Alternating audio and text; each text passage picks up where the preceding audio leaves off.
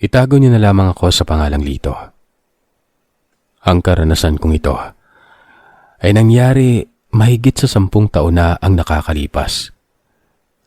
Nang umuwi ako sa aming probinsya, sa may Samar. Tinawagan kasi ako ng aking ina na umuwi sa probinsya dahil kaarawan ng aking kapatid na bunso nun. Biglaan naman po ata, Mama. Wala pa nga po akong pamasahe papunta dyan. Wika ko at napakamot pa ako sa aking ulo. Sagot naman daw ni Papa mo yung pamasahe mong pauwi dito. Sige na, umuwi ka na. Padala mo sa akin yung mga detalye kung paano namin may papadala yung pera sa'yo. Wika ni Mama nun. Opo, sige po. Doon ay namatay na ang tawag namin. Matapos ang tawag na yun ni Mama, ay kaagad kong itinek sa kanila ang aking impormasyon at nakuha ko naman kaagad ang pera na ipinadala niya. Hindi pa uso mga online banking noon, kaya sa mga smart padala talaga ako kumukuha ng pera kapag nagpapadala si Mama, o hindi kaya naman ay kapag ako naman ang magpapadala. O Lito, mukhang malaki-laki ata yung perang kinuha mo ngayon ah. May paglalaanan ka ba? Tanong sa akin ni Aling Teresita, ang kinukuhaan ko ng pera sa smart padala. Opo, Aling Teresita. Pinapauwi kasi ako nila Papa sa Samar. Alam mo naman, magba-birthday na yung bunso kaya ayun, pinapauwi ako. Gusto kasi nila kumpleto kami tsaka hindi ko rin naman sila nakasama ng Pasko. Kaya siguro ngayon na lang namin susulitin. Mas mabuti yan. Tsaka kaarawan naman pala ng bunso mong kapatid. Buti naman at pinagbigyan mo. Wika nito sa akin at doon ay ngumiti naman ako. Aba syempre po, libre kaya nila yung pamasahe. Bay napakalaki kaya ng pamasahe papunta dun sa probinsya. Napakalayo pa naman din. Tumawa na lamang si Aling Teresita. Abay kapag libre talaga'y napakabilis mo. Natatawang wika nito. Siyempre naman po, libre po yun. Alangan namang tanggihan ko pa. Matapos na kunin ang padala ay kagad na bumalik ako sa aming bahay at inayos ang aking mga gamit. Naisip ko kasi na ayusin ang mga ito para kinabukasan ay wala na akong aasikasuhin kundi ang aking sarili na lamang. Nakaramdam naman ako ng excitement sa puso ko, kaya mabilis akong kumilos nun. Habang abala sa pagliligpit ng aking mga gamit, bigla na lamang nagring ang aking cellphone kung kaya't mabilis ko yung dinampot at sinagot ang tawag. O anak, nakapagligpit ka na ba ng mga gamit mo? Kasi isang araw na yung birthday ng kapatid mo. Baka naman mahuli ka pa ng pagpunta dito. Agahan mo naman. Kung pwede sana bukas ay makauwi ka na o makabiyahe. Wika ni Mama. Si Mama naman halatang miss na ako. Huwag ka pong mag-alala. Nililigpit ko na yung mga gamit at bukas ng umaga. Babiyahe ako agad-agad dyan. Nang sa ganun, makarating ako sa tamang oras sa kaarawan ni Bunso. Ayoko namang mahuli. Baka maubusan ako ng paborito kong mga pagkain. Ay naku bata ka, kahit kailan palabiro ka talaga. O siya, mag-ayos ka na. Huwag ka na madami pang lakad-lakad dyan. Baka mamaya, gumala ka pa bago ka magligpit. Naku talaga't magtatampo talaga sa iyo tong Bunso kapag nahuli ka sa birthday niya. Ay sus, si Bunso. Magtampo-tampo pang nalalaman, uuwi naman ako. O siya, papatayin ko na po yung tawag Mama. Tapusin ko lang po itong pagliligpit ko ng mga gamit ko nang sa ganon. Sarili ko na lamang iisipin ko bukas. O sige, ingat ka dyan anak ha. Matapos ang pag-uusap na yun namin ni Mama ay tinapos ko na din ang pagliligpit ng aking mga damit at iba pang mga gamit. Ilang oras din ang tinagal ko sa pag-aayos ng aking mga dadalhin patungo sa probinsya. Ay, napagod ako dun ha. Matapos na magligpit, ay napagpasyan kong lumabas para bumili ng aking makakain para sa gabihan nun. Napadaan ako sa tindahan ni Aling Teresita at ngumiti ito sa akin. Matapos nun, nagtungo ako sa isang karinderya at doon ay bumili ako ng aking makakain. O ano sa'yo, iho? Pumili ka na rin ako. Pasarapan naman ako, buti na lang nakahabol ka. Wika sa akin ni Aling Beth. Kasi naman po, hindi ko na malayan yung oras sa pagliligpit ko. Pupunta ako ng probinsya namin. Birthday po kasi ng kapatid ko. Napatango-tango naman si Aling Beth sa aking mga sinabi. O ganun ba? O siya, ano bang gusto mo dito? Yan na lang pong adobong pusit tsaka pabili na rin po ng 3 kanin. Meron po ba kayong sabaw dyan? Pwedeng makahingi na rin. O sige, meron pa naman ditong sabaw. Dito ka ba kakain o ibabalot ko ito? Mabalot na lang po, Aling Beth. Doon na lang po ako sa bahay kakain. Inilagay na nitong lahat ang mga natirang adobong pusit. At binigyan niya pa ako ng pasobrang kanin at lahat ng sabaw. Binigay niya na rin. Dahil pasara na rin umano siya. Matapos na bumili ay kaagad na umuwi ako at nadaanan ko pa ang isang aso kung kaya't ibinigay ko ang aking biniling barbecue. Bumili kasi ako nito kanina nang mapadaan ako sa ihawan. Matapos na bigyan ng pagkain ng aso, umuwi na ako at dumiretso sa bahay. At doon ay nilantakan ko ang mga pagkain binili. Nabusog naman ako at matapos na kumain ay kaagad na naglinis ako ng aking katawan at natulog na. Kinabukasan, madaling araw pa lamang ay nagising na ako sa tunog ng aking cellphone.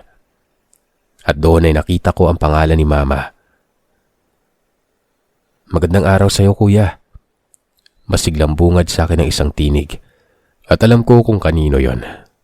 Boses ng aking bunsong kapatid. Ano ba, Ash? Ang aga-aga pa nang bubulahaw ka na agad. Huwag ka mag-alala dahil bukas na bukas din ng umaga. Naririyan na ako. Ay sus, umaga na kaya, kuya. Tumayo ka na dyan sa higaan mo. Maligo ka na ng sa ganun ay makapag-ayos ka na ng maaga. Para maaga kang makauwi dito sa bahay. Wika sa akin ng aking kapatid. At napahilamos na lamang ako sa aking mukha. Bakit ayaw mo ba akong patulugin? Anong oras pa lang, Diyos mio? 1:00 pa lang, oh. Ginising mo na agad ako ng tawag mo. Ay naku, pag ako, hindi talaga ako uwi dyan. Wika ko, at wala naman akong narinig na sagot mula sa aking kapatid noon. Ilang sandali pa ay nagsalita si Mama mula sa kabilang linya. Ano na namang ginawa mo dito sa kapatid mo? Bakit umiiyak na naman yon? Tanong na wika sa akin ni Mama. Ang aga-aga pa kasi, Mama eh. Tumawag na agad kayo dito sa akin. Ano ba kasing problema niyo? Uwi naman ako. Abay, miss na miss ka na kasi nitong kapatid mo kaya tumawag siya at para paalalahanan ka. Pinaasa mo kasi nung nakaraang taon kaya ayan, nangungulit sa'yo ngayon. Sige na, ito na kamo. Tatayo na at mag-aayos na ako. Doon ay namatay na ang tawag. Marahil ay nawalan na naman ng signal sa kanila, kaya naputol ang tawag na yon. Tatayo na sana ako mula sa aking higaan pero nakaramdam na naman ako ng antok kaya't muli akong natulog. Nag-alarm na lang ako sa aking cellphone para magising ako sa tamang oras. At ilang sandali pa, tumunog na nga ang alarm ko sa cellphone at kaagad akong bumangon nun. Kahit na tila ba tinatamad pa ako. Mabilis akong naligo at nag-ayos ng sarili. Wala naman na akong masyadong ginawa dahil natapos ko ng lahat kahapon. Matapos mag-ayos, kagad na kinuha ko ang aking mga gamit at lumabas na ng bahay.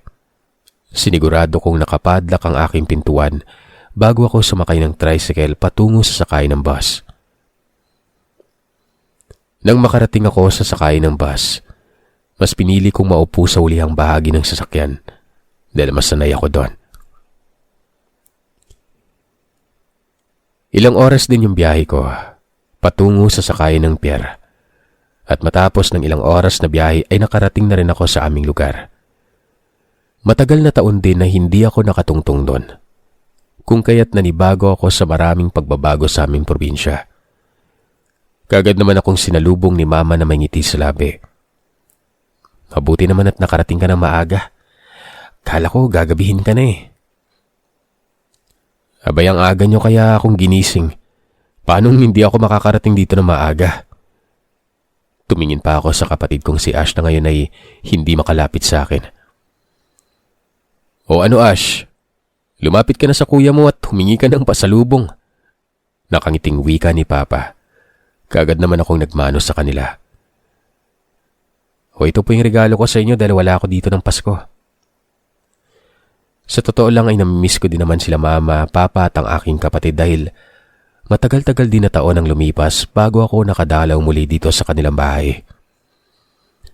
Naiwalay ako sa aking pamilya dahil mas pinili kong manirahan sa Manila, lalo pat naroroon ang mga oportunidad na maganda. Lalo na sa pagdating sa mga trabaho. Malaki din ang kita. Bagamat mahal ang mga paninda, ayos lamang sa akin yon. Isa pa, nakuha din naman ako agad doon sa pinapasukan kong trabaho. Kung kaya't nasanay na din ako na mag-isa sa Manila. At sa tuwing namimiss ko ang aking pamilya ay tinatawagan ko na lamang ang mga ito. Kung kaya't labis ang kanilang pagnanais na makauwi ako dito sa aming probinsya. Matapos ang pag-uusap namin yon ila Mama at pagtapos ng aming pagyayakapan sa labas, pumasok na din kami sa loob para makapagpahinga na rin ako. At habang nagpapahinga, naganda na si Mama ng aming makakain. Tuwang-tuwa ang aking pamilya dahil ngayon na lamang nila ako muling makakasabay sa hapag. Matagal na panahon na din kasi na hindi nila ako nakakasabay sa pagkain noon. Habang naghihintay ng maluluto, ay binuksan na muna nila Mama, Papa at ng aking kapatid ang mga regalong ibinigay ko sa kanila. Nauna nang nabukas ng regalo si Papa. Tuwang-tuwa ito na makita ang laman. Ganda nito anak ah, mukhang mamahalin. Mangang wika ni Papa. Kaagad na isinuot ang damit na aking regalo sa kanya. Sunod naman na nagbukas si Mama at doon ay tumambad sa kanya ang isang eleganteng kwintas. Mama, binili ko po yan doon sa paborito mong bilihan. Di ba po palagi mo yung kinikwento sa akin? Kaso nga lang hindi ka po makapunta doon dahil nasa Manila yon. Sakto, napadaan ako doon kaya binili ko na yan bilang regalo sa'yo. Tinabi ko yan. Ako na mismong nagsuot ng kwintas na yun sa leeg niya. Samantalang si Ash naman ay dahan-dahang binuksan ng regalong kanyang natanggap mula sa akin noon. At doon ay tumambad sa kanya ang isang cellphone. Nako, ang gara-gara talaga ng kuya ko. Tuwang-tuwang wika sa akin ng aking kapatid. O yan, gamitin mo yan sa eskwela na, hindi sa kalokohan. Nagtawanan kami nila Mama. Opo naman kuya, gagamitin ko po ito sa tama at hindi sa mali. Matapos ang pag-uusap namin yon ng aking pamilya at pagbubukas nila ng mga regalong aking ibinigay, ay kumain na kami. Ilang sandali pa ay may kumatok sa aming pintuan. Oy kumpare, dumating ka na pala. Nasaan ang regalo mo sa inaanak mo? Nakangiting wika ng kumpare kong sinatoy. Napakamot naman ako sa ulo nun. Diyos mio, nakatunog agad si paring Natoy oh. Nga pala, balita ko, hiniwalayan ka na doon ng asawa mo ah. Dahil dyan sa pagiging baklito mo. Panunod yung asar ko sa aking kumpare noon. Napakamot naman ito sa kanyang ulo. Aba, hindi ko nakasalanan kung mas maganda pa ako sa misis ko no.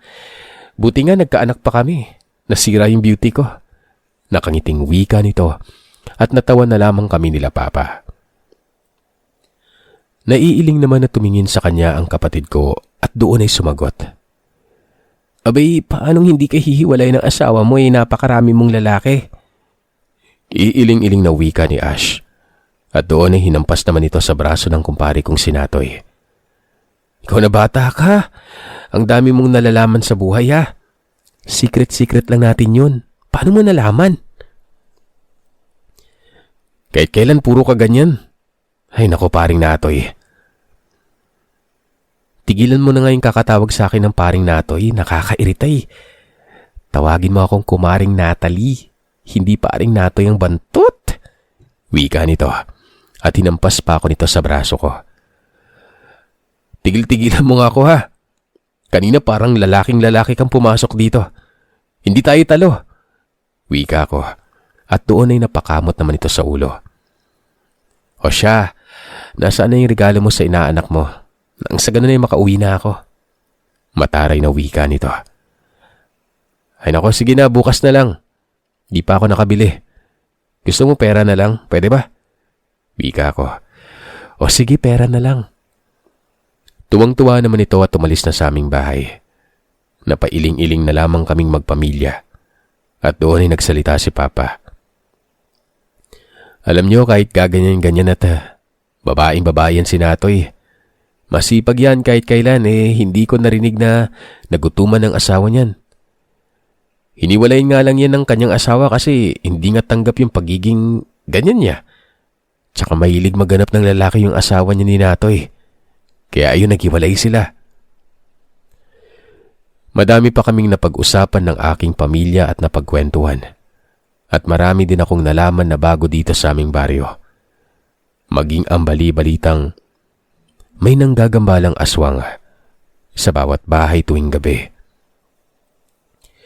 Bagamat hindi ako naniniwala sa mga ganong sabi-sabi, ay sinunod ko na lamang ang mga bilin sa akin nila Mama at Papa. Dahil wala din namang mawawala sa akin kung susundin ko yon. Pagsapit ng hating gabi ay kaagad na natulog ako sa aking silid na inihanda sa akin nila Mama. May kalakihan nga pala itong bahay, 2 palapag. At sa unang palapag ay naroon ang kwarto nila Mama at Papa, maging ang sala.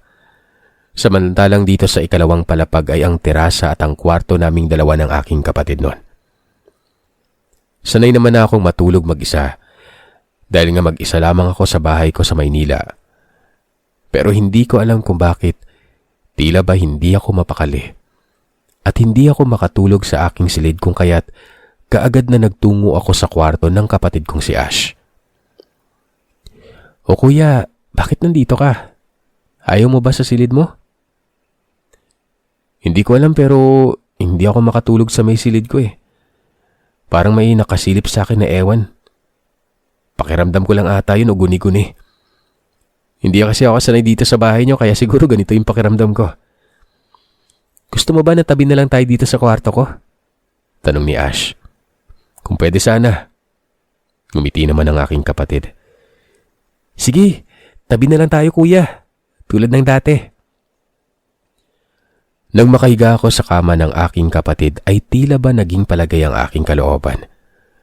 Kagad akong nakatulog marahil dahil na rin sa pagod yon. Kinabukasan, kaarawan ng aking kapatid.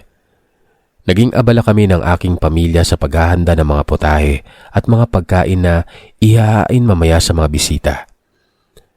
Marami kasing dadalo sa kaarawan ng kapatid ko dahil tutungo din ang aming mga kamag-anak dahil nalaman ng mga ito na umuwi ako dito sa probinsya at nais daw nila na makita ako at makasama.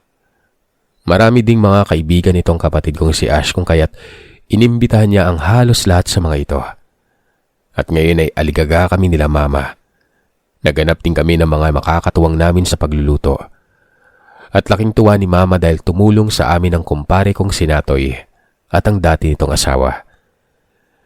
Natutuwa nga ako dahil kahit na naghiwalay na silang mag-asawa ay hindi pa rin mawawala sa kanila ang pagiging magkaibigan nilang dalawa. Naisip ko pa nga noon na sana ganun din kami ng asawa ko. Kung sakali man na maghiwalay kami ay sana manatili pa rin ang pagkakaibigan naming dalawa. Pero napagtanto ko na magkaiba nga pala kami ni Natoy. Dahil siya pusong babae. At siguro dahil nga maayos ang pagkakahiwalay nila mag-asawa. Napag-usapan nila na maayos. Kaya siguro ganun ang naging takbo ng kanilang pagkakaibigan. Mahaba-habang oras din ang ginugol namin sa pagluluto ng mga handa ng aking kapatid. At makalipas sa mahigit 4 na oras na pagluluto, natapos na rin kami sa pag-aain ng mga pagkain. At dahil nga dibo ito ng aking kapatid ay talagang ingrande din naman talaga ang kanyang handaan. May palabing 8 rosas pa nga eh. Sa totoo lang kung ako masusunod, hindi ganito kagarbo ang gagawing kaarawan sa aking kapatid. Dahil hindi naman talaga madaling kitain yung pera. Pero dahil nga sabi nila mama at papa na minsan lamang daw ito sa buhay ng aking kapatid, hindi na lamang ako umimik at hindi na rin ako tumutol pa. Grabe, ang gara naman ng pa-birthday party ni Aling Ash. Nakangiting wika ni paring Natoy. Tinapik ko naman ito sa braso. Hindi talaga ganito dapat yung birthday niyang kapatid ko eh. Wala sila mama eh. Gusto nila. Wala rin ako nagawa. Wika ako kay paring Natoy. Doon na inirapan naman ako ng maldita kong kaibigan nun. Hay nako, ikaw talaga kumpare. Minsan lang naman yan. O nga naman, ito na nga eh. Tumango na lamang si paring Natoy nun. Sayang nga eh, nakakuha na pala itong si Mudra mo ng mag-aayos kay Ash.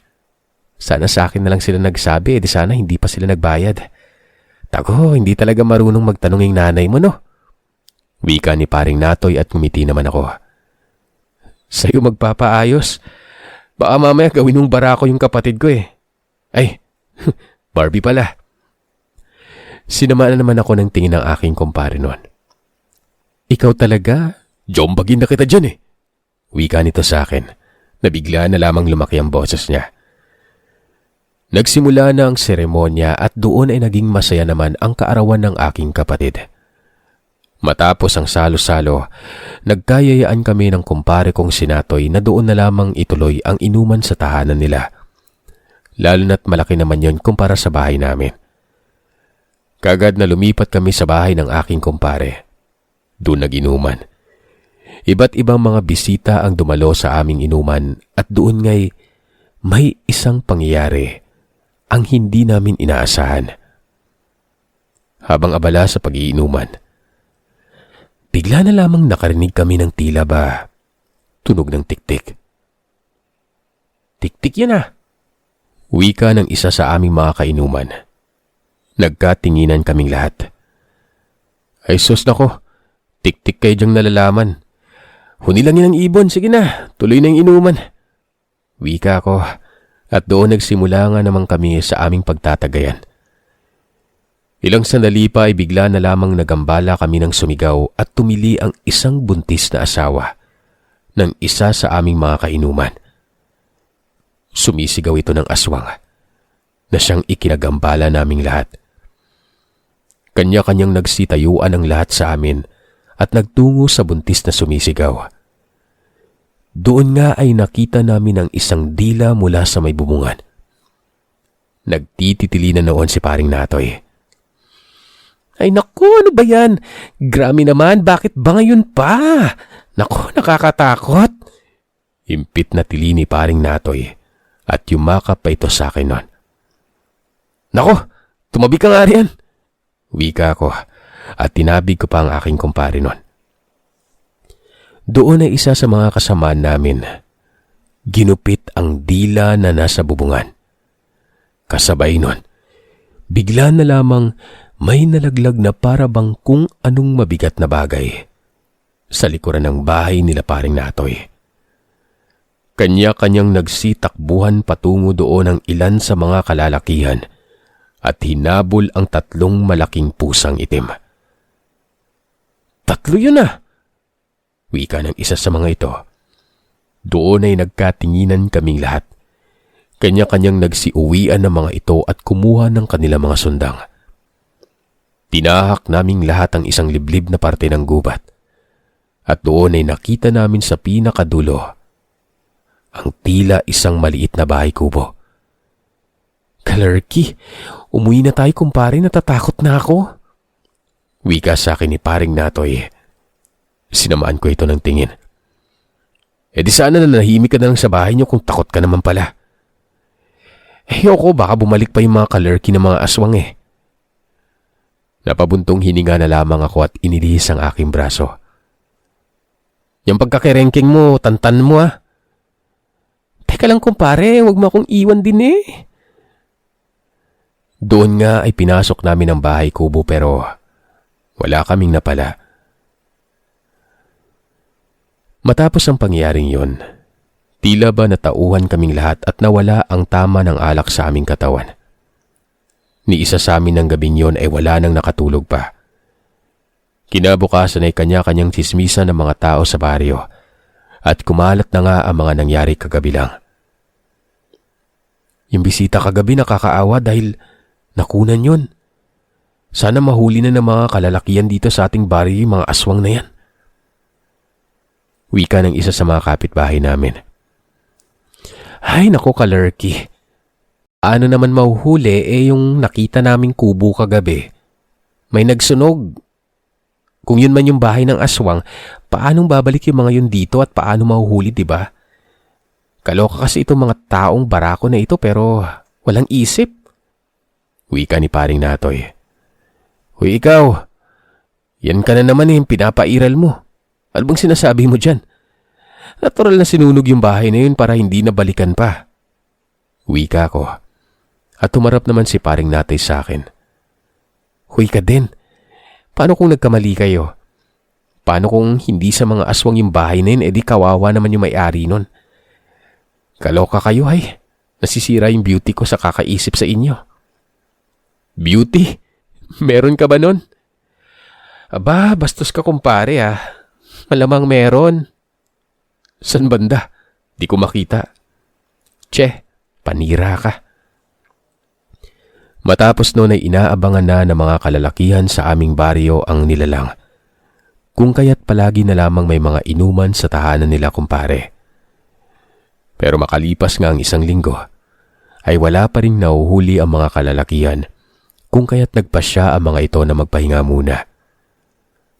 Hanggang sa isang gabi, inimbitahan ako ng kumparing Natoy sa kanyang tahanan para maggabihan kasama ang kanyang dating kinakasama at bagong asawa ng kanyang dating asawa upang gawin ng selebrasyon dahil nagdadalang tao ang dati nitong kinakasama. Ninong, buti naman nakapunta ka. Nakangiting wika ng aking inaanak. Aba syempre naman, inimbitahan ako nitong tatay mo eh. Alangan namang tanggihan ko baka mamaya magtampo pa yan. Grabe tatay talaga. Lalaking lalaki ah. Huwag nang tatay, mama na lang. Wika ni paring Natoy. Hanggang dito ba naman paring Natoy? Pinapakita mo yung ganyan? May mga bisita oh. Ay nako Kalerky ka talaga. Kahit kailan ay alam naman niyang jowawi ng dati kong kinakasama na Becky ako kaya wala akong dapat itago. Tsaka haler, bahay ko naman to. Wala silang pake kung ganito ako.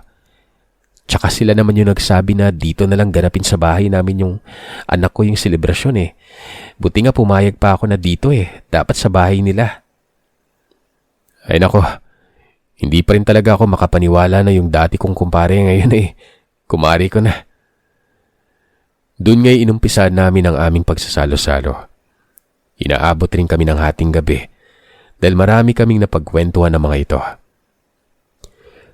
Sa kalagitnaan ng aming pagkikwentuhan, doon ay bigla na lamang nakarinig kami ng isang huni na pamilyar sa akin ang tunog na yon. Kagad akong tumayo. Kinuha ang sundang na nakasabit sa tarangkahan nila paring Natoy.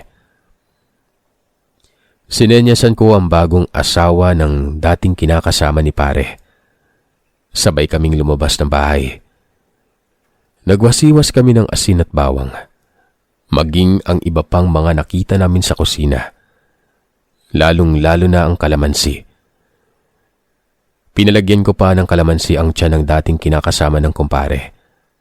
At pinalagyan din ng asin.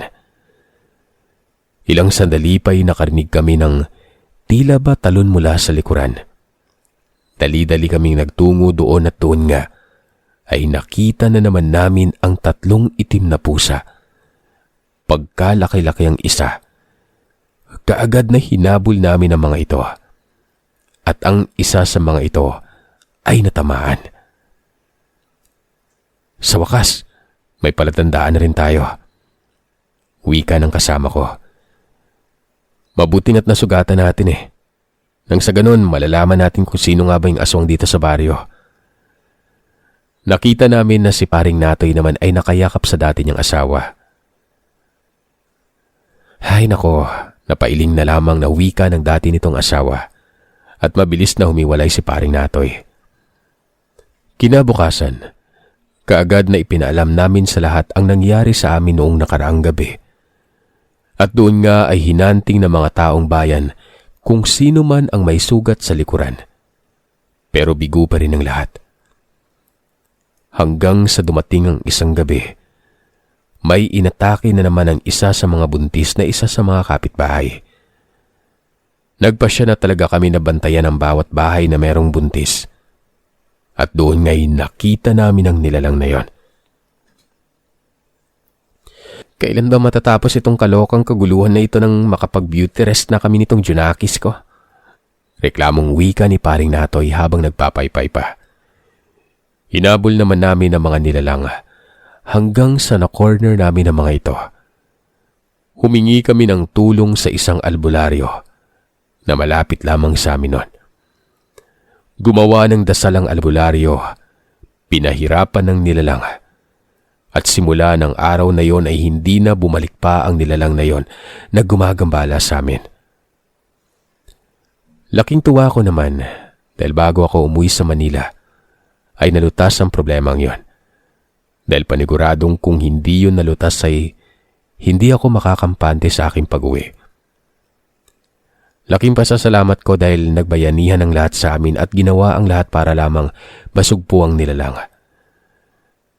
Nagpasalamat din naman ako sa imbitasyon ni kumparing Natoy dahil kung hindi dahil sa kanya, hindi namin matatapos ang aming misyon. Hindi ko malilimutan ang karanasang yon na nangyari sa buhay ko. Matapos noon ay hindi naman naginambala pa ng anumang nilalang at elemento ang baryo. Dahil palagi nang may nagbabantay at rumoronda tuwing gabi para maiwasan na rin ang anumang krimen at kaguluhan. Umuwi na ako sa Maynila. Nagpasya kong dalhin na lamang ang aking pamilya makalipas ang ilang buwan.